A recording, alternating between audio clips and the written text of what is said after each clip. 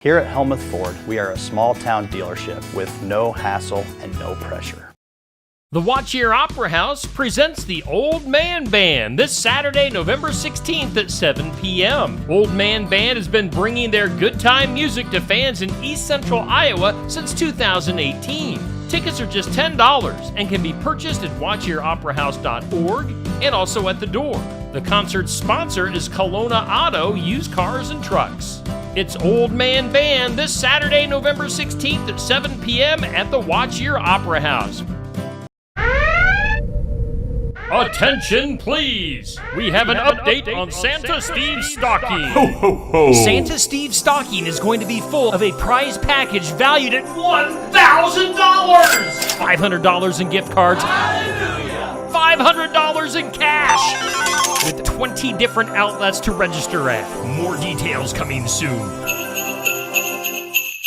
Retro Antique Tour, a shop hop adventure, Christmas edition, is this Friday and Saturday, November 15th and 16th, with stops in Oskaloosa, Pella, New Sharon, Ottumwa, and Lytton. The Retro Antique Tour is designed for people to discover hidden gems in shops and communities in a well-organized and distinctive antique shopping experience. Get more information at brushedbyjude.com. It's the Retro Antique Tour this Friday and Saturday, November 15th and 16th.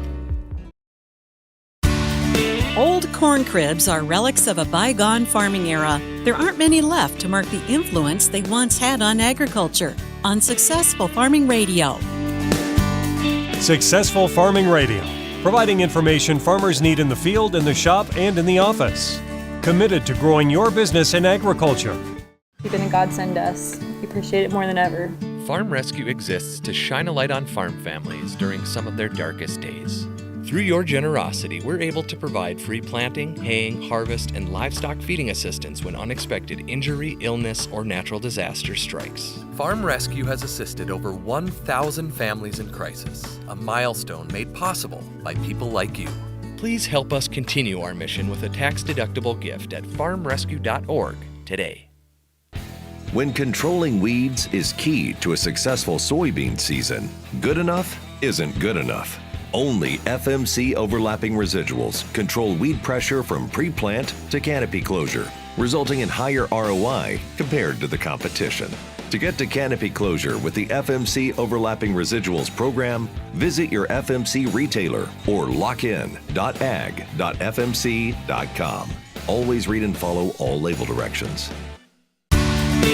From pioneer days until well into the 1950s, most farmers dried and stored ear corn in ventilated outbuildings known as corn cribs. Corn on the ear could be dried easier and kept longer than shelled corn. When I was a little girl, there was a corn crib on our farm. I loved playing in it. It had a roof, a concrete floor, an alleyway through the middle, and the sides were constructed with horizontal wooden slats.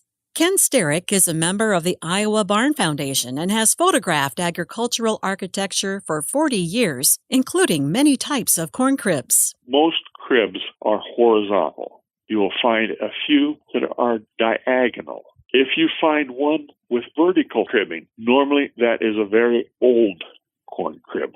And I don't know why it was done that way. Horizontal or diagonal seem to be the most popular.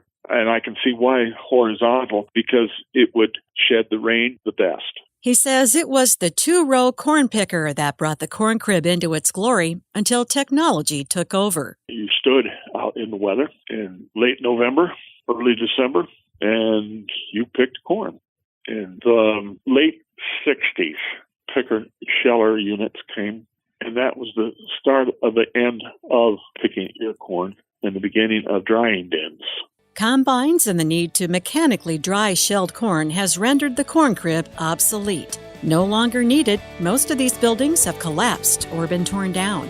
I'm Jody Henke. You'll find more corn crib nostalgia at agriculture.com.